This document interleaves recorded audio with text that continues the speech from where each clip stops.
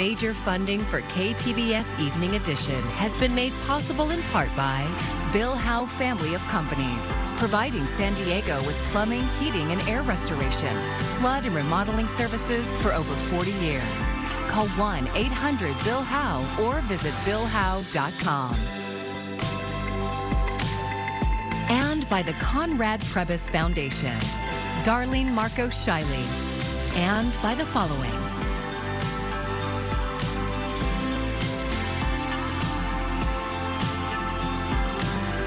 And by viewers like you. Thank you.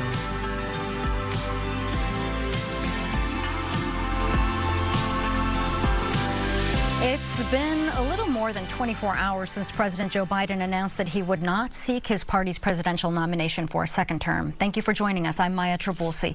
The news is sinking in for both political professionals and the public in general. KPBS reporter John Carroll hit the streets today to find out what people are saying. Along the Embarcadero this morning, we didn't encounter anyone who hadn't heard about Biden's decision, both to withdraw and to support Vice President Kamala Harris to take his place. There's just not a whole lot of time before the election, so that's where it's a little nerve-wracking because you just don't know.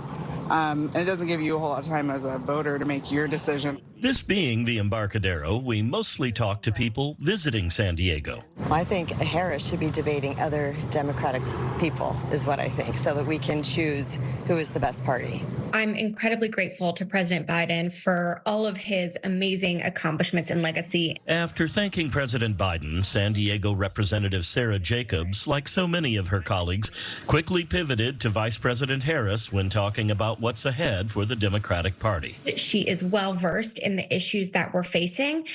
She has worked tirelessly to make sure that we are building an America that works for everybody. If they can pull together behind their candidate, get a convention in Chicago that's not really divisive, they have a chance to restart the campaign, which wasn't going well since that debate. Political scientist Carl Luna says even though the country has changed a lot over the last several decades, he says it's not clear if enough voters are ready for a woman of color.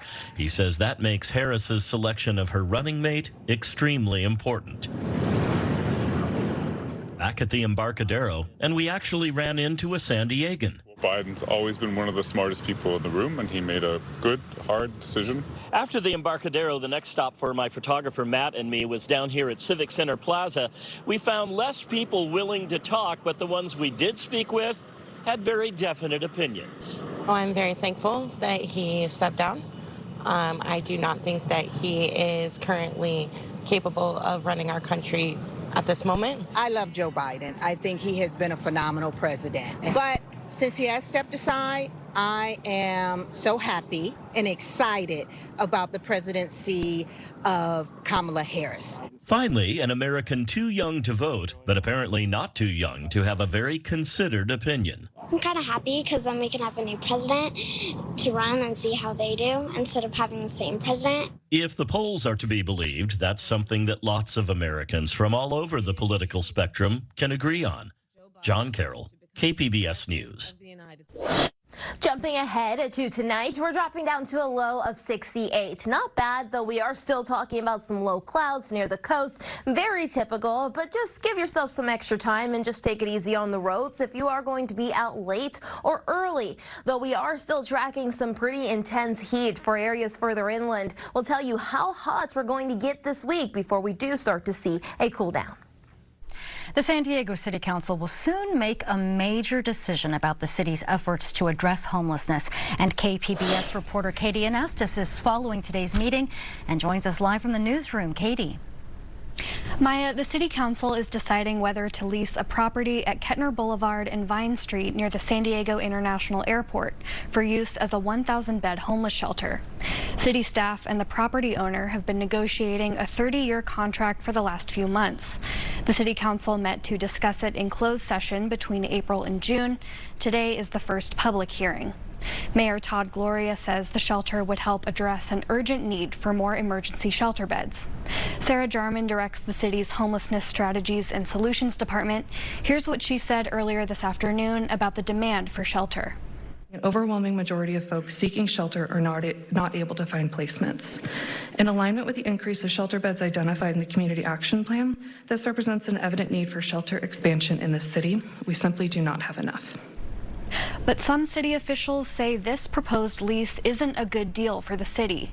The city's independent budget analysts say the monthly rent per square foot is 40 to 50 cents higher than market rate. Rent would also go up 3.5% each year, which they say is also higher than the average 3%. They also say the new shelter would cost about $30 million to operate each year, but that it's unclear where that funding would come from. The city attorney's office also says the proposal, quote, does not adequately protect the city's legal or financial interests, end quote. The city council meeting is still underway. We'll have updates on the outcome of today's vote on our website, kpbs.org. In the newsroom, I'm Katie Anastas, KPBS News. Hundreds of Rady Children's Hospital nurses picketed outside the hospital's main campus today, and it's part of a two-day strike. 1,600 nurses at the hospital are members of the United Nurses of Children's Hospital Local 1699. Over the weekend, union leaders say they rejected the hospital administration's proposed contract for the second time. They say they need better pay and benefits. With COVID, with the inflation, with the housing market, it's just the pot has boiled over and enough is enough. We love our jobs. We love this community. We love serving the kids in it, but we have to take care of ourselves. Langenstrasse says the strike follows 3 months of failed negotiations. The nurses are asking for a 30% raise over 3 years. They say the pay increase will improve patient care by reducing turnover and enhancing recruitment competitiveness. Rady Children's Hospital said in a statement it planned to deploy substitute nurses during the strike. They expect regular operations to resume by Wednesday morning. San Diego's City Council is hustling to fill vacancies on the Privacy Advisory Board because Mayor Todd Gloria hasn't acted. KPBS reporter Scott Rod says the board serves as a watchdog that monitors the city's use of surveillance technology. The Privacy Advisory Board has 9 seats, and less than half of them are filled. That means the board can't hold meetings because it doesn't have a quorum. Not being able to meet is actually quite harmful for the city. You're not getting that expert input. Pega Parsi is vice chair of the Privacy Advisory Board. She says San Diego created the board 2 years ago so it could review the city's use of surveillance equipment and give recommendations. So we were put there for a reason. There was a value for this board to exist. KPBS recently uncovered how the board's vacancies had sidelined surveillance oversight in San Diego. Days later, City Council President Sean Elo Rivera sent a memo to council members. It called for nominations to the board within a week. Typically, Mayor Todd Gloria is in charge of appointing members to the board, but so far, he hasn't filled any vacancies. A spokesperson for Gloria said the strict qualifications for board seats make it difficult to find replacements. Brett Deal is a San Diego-based attorney who is eager to serve on the board. I think that the Privacy Advisory Board fills an important citizen-driven function in our community, which is ensuring that technologies that implicate privacy rights and potential surveillance of individuals and our community as a whole, making sure that the balance is struck properly between public security as well as individual liberties and rights. Deal first reached out to city officials in April about applying to the board, but he only heard back in recent days. Scott Rod, KPBS News. Public transit passengers in San Diego can now pay their fares with the tap of a credit card or their smartphone. KPBS Metro reporter Andrew Bowen says the change comes just in time for Comic-Con. Transit riders have long complained about paying fares with the Pronto app. Setting up an account and loading money can be cumbersome, and using it requires scanning a QR code that doesn't always work. Connor Proctor is vice president of Ride SD, which led the campaign to allow fare payment with credit cards and mobile wallets like Apple Pay. He says he's seen long queues of passengers waiting at ticket machines or trying to figure out the app. It'll help them get on a lot faster, it'll avoid confusion, and it'll also speed up the bus for everybody because there won't be people confused about payments. They can just tap, get right on. It'll speed up the boarding process a lot. Passengers paying with credit cards can still transfer between routes for free within 2 hours, but each passenger has to pay with a unique payment method, so no using one credit card for a whole family. Proctor says as thousands of tourists come to San Diego this weekend for Comic-Con and Pride, convincing them to take transit will be a lot easier. They won't have to learn a new system. They won't have to Google and figure out how transit works in San Diego. It's going to be super fast, and it's going to really show them a good time, and hopefully, get them out of a rental car, get them on the bus, get them on the trolley, get them using public transit. Contactless credit cards are accepted on all buses, trolleys, and trains in the Metropolitan Transit System and the North County Transit District. Andrew Bowen, KPBS News. Today, the director of the U.S. Secret Service testified before a House committee for the first time since the assassination attempt on former President Donald Trump. She already publicly conceded that, quote, "we failed" when describing her agency's actions during the July 13th rally. Laura Aguirre reports. And nothing but the truth. The head of the Secret Service in the hot seat of the House Oversight and Accountability Committee called in to explain how a 20-year-old man with his father's assault rifle accessed a roof and nearly assassinated former President Donald Trump. On July 13th, we failed. I take full responsibility for any security lapse of our agency. The committee's chair didn't mince words. It is my firm belief, Director Cheadle, that you should resign. The questioning quickly became tense on a variety of concerns, such as why the event went forward even after agents became aware of a suspicious man in the crowd. So you distinguish between someone who is suspicious and someone who's threatening, is that right? I do. There are a number of times at protective events where suspicious people are identified. Also questions on whether Trump's team was denied additional security ahead of the rally. Were you guessing or lying when you said you didn't turn down requests from President Trump's detail? There were no requests that were denied. Maybe they got tired of asking. Have you provided all audio and video recordings in your possession to this committee, as we asked on July 15th, yes or no? I would have to get back to you. That is a no. You're full of today. Several lawmakers accused Director Cheadle of dodging their questions. She also admitted that she has yet to visit the site of the shooting. I will move heaven and earth to ensure that an incident like July 13th does not happen again. The job description, your task was to make sure it never happens, period. I'm Laura Aguirre for KPBS News. The U.S. Postal Service says it still doesn't have a plan to reopen the post office in Nyland. The Imperial Valley town has been cut off from daily access to the mail for more than 2 years, ever since the post office partially burned down. In a letter earlier this month, the USPS said the office's current landlord decided not to make repairs. Negotiations with another prospective landlord, the local school district, haven't panned out. Now they're looking for an alternative location. The closure has forced some people to drive 50 miles to pick up their mail. A unique summer camp is teaching San Diego high school students about public health care careers, options, and issues impacting their peer group. KPBS health reporter Heidi DeMarco has the story. Nearly 40 high school students are taking time off from their summer vacation to be part of a one-week public health advocate camp at the Linda Vista Innovation Center. It's a collaboration between the San Diego County Office of Education and County Public Health Services. Marty Bretnall says the program aims to empower students to become advocates for public health in their communities. Well, they start by learning information about public health topics such as mental health, sexually transmitted infections, and then tuberculosis.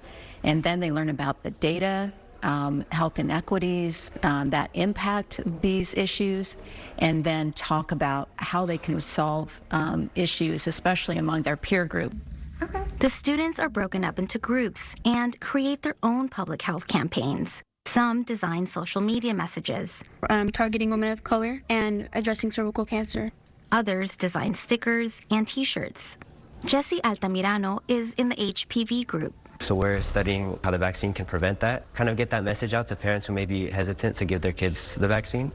Jesse says he wants to explore careers in public health where he can combine his love for sports and his culture.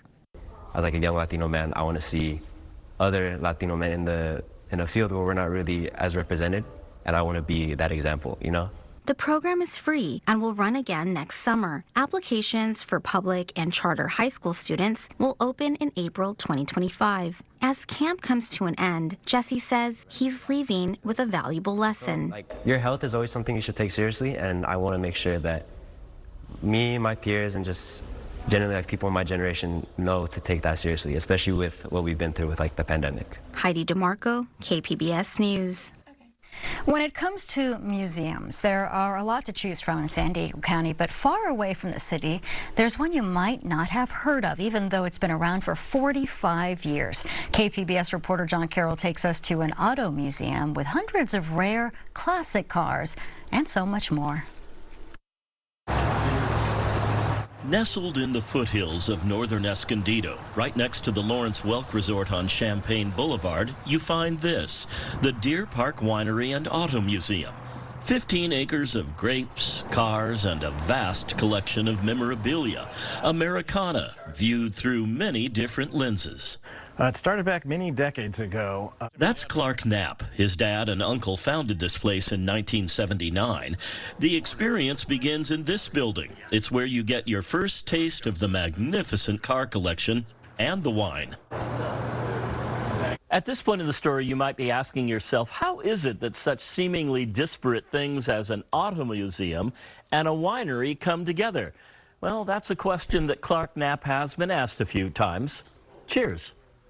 Knapp says when his dad brought his love for cars together with his uncle's love for wine, the Deer Park Winery and Auto Museum was born. One was in the collecting automobile end, and generations of family were in the farming end of it, growing grapes.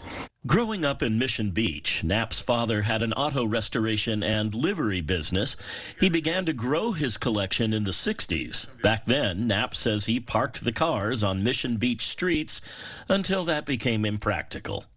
So we found a property here and tied it together with the other branch of the family to put in a vineyard. So it complemented both aspects of the families. Both aspects are brought together on the wine bottles, the labels featuring cars in the collection.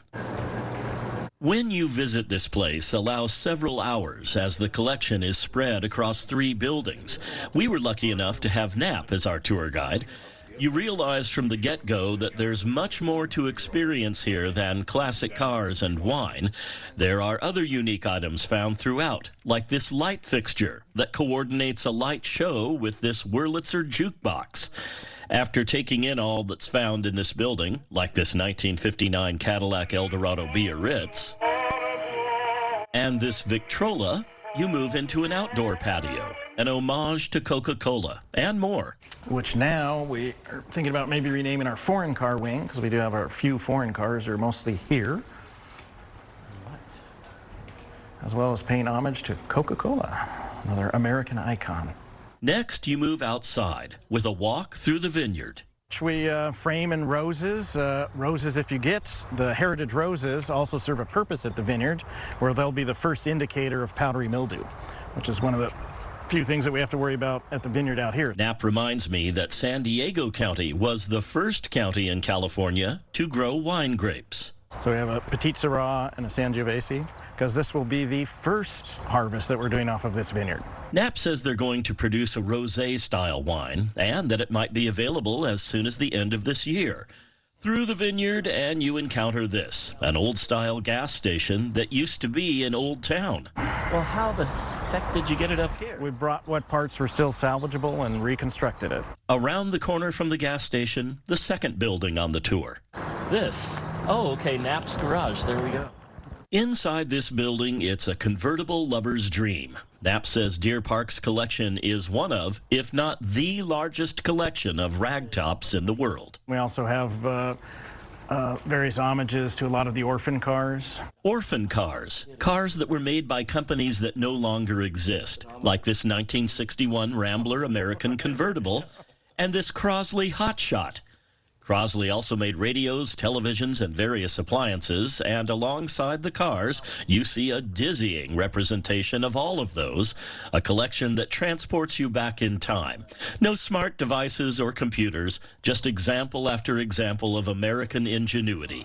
If you're north of 50, you'll probably see things here that bring back memories.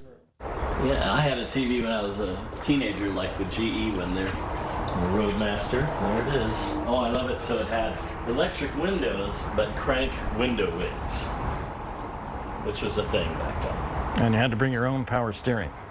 Oh. I remember driving this to San Diego State. Not easy to find a park. One more stop on the tour, the building at the top. You can drive up or walk. Nap, my photographer Carolyn, and I decided to hoof it. So what are we going into here? Our Deer Park Winery building and new car showroom. New car showroom. Here you're greeted with a dazzling array of neon signs from just about every car brand there was in the 40s, 50s, and 60s, and some of them have special stories. This car, yeah, we think drove Marilyn Monroe in the parade. We have a little clipping of it there. This one? Do you still enjoy ever just like walking around here by yourself? Oh yeah. No, like this room? Property's so fun to be at.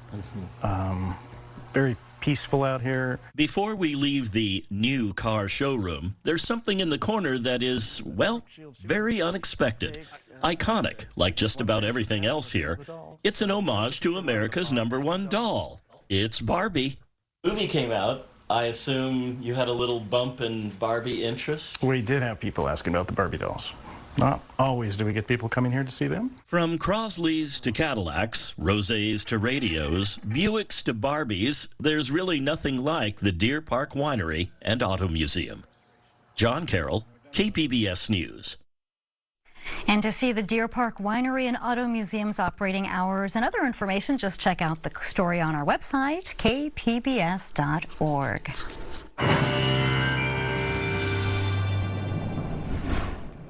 Well, starting you off with your weather headlines, what we need to know as we do head throughout the rest of the week. It's still hot across inland areas, so of course make sure you are staying weather aware and taking care of yourself in the intense heat. Though we're not quite done with the shower and thunderstorm chances, we do have an uptick in monsoonal moisture that could help spark some of those thunderstorms there for areas further inland, particularly across the more mountainous terrain. Though as we head into the later half of the week, into the weekend, we are going to start to dry out and, well, temperatures will come down slightly. Tonight we're dropping down to lows into the mid-60s, anywhere from Oceanside to San Diego. Though Borrego Springs, you're just dropping down to a low of 84. Mount Laguna down to the upper 60s. This, of course, is where we do have some heat alerts out. We do have a heat advisory for our inland areas that does go until Wednesday night. And a similar story when it comes to our excessive heat warning that's in effect across the deserts, even through Coachella Valley. That's what we're talking about, some pretty intense heat. And while you can see it here, the proof is in the numbers. Borrego Springs, you're forecasting a high of 112 tomorrow. San Diego at 78, Oceanside at 81. And while Ramona, you're going to be sitting in the mid-90s. Like I said, we're not going to be completely dry. We do have that chance for a few pop-up showers and thunderstorms. Now, a lot of these storms aren't sticking around all day. A lot of them are quick hitters, but still, heads up, keep your eye to the sky. Some of those storms could produce some lightning and rumbles of thunder. Over these next few days, if we take a look at the coast, highs staying relatively steady until we head into the weekend. I told you temperatures are going to be cooling down slightly with a high of 76 on tap for our Saturday. Similar story further inland. Highs still going to be in the upper 80s, low 90s until we do start to come down heading into the weekend. But we could see some showers and even some thunderstorms, especially there across the more mountainous terrain. It's going to be a little breezy. Highs are going to be staying in the 70s, though we are going to see some sunshine mix in there. For the deserts, highs remaining in the triple digits, of course. Though even as we head into the weekend, it's still going to be hot in a few of these areas with plenty of sunshine. For KPBS News, I'm meteorologist Bree Guy. And here is another look at today's top stories. Reaction is pouring in response to President Biden's decision not to seek his party's nomination for a second term. Biden announced his endorsement of Vice President Kamala Harris to take his place instead. Several California Democrats are also throwing their support behind Harris, including Governor Gavin Newsom and San Diego Congresswoman Sarah Jacobs. Former House Speaker Nancy Pelosi also formally endorsed Harris today. San Diego City Council is expected to vote whether to to lease a property near the San Diego International Airport to use as a 1,000-bed shelter. City staff negotiated a 30-year contract with the property owner. The city says it would cost about $30 million to operate each year. Mayor Gloria says the shelter would help address an urgent need for more emergency shelter beds. Hundreds of Rady Children's Hospital nurses hit the picket line for day one of a 2-day strike at the hospital's main campus. Nurses are asking for a 30% raise over 3 years and better benefits. They say the increase would improve patient care by reducing turnover. Rady is deploying substitute nurses in the meantime and expects regular operations to resume on Wednesday. I'm Amna Nawaz. Tonight on the NewsHour, Vice President Kamala Harris wins endorsements from key Democrats to replace Biden on the presidential ticket. That's coming up at 7 after Evening Edition on KPBS. And here's a look at what we're working on for tomorrow in the KPBS newsroom. Do animals lie? On NPR's Morning Edition, a researcher shares examples of deception in the animal kingdom. And then on KPBS Midday Edition, it has a show all about housing in San Diego County, including efforts to build more affordable homes and the impact of corporate landlords on rent prices nationally. And as always, you can find tonight's stories on our website, kpbs.org. Thanks for joining us. I'm Maya Trabulsi. Good night. Major funding for KPBS Evening Edition has been made possible in part by Bill Howe Family of Companies, providing San Diego with plumbing, heating, and air restoration, flood and remodeling services for over 40 years. Call 1-800-BILL-HOWE or visit billhowe.com. And by the Conrad Prebys Foundation, Darlene Marco Shiley, and by the following.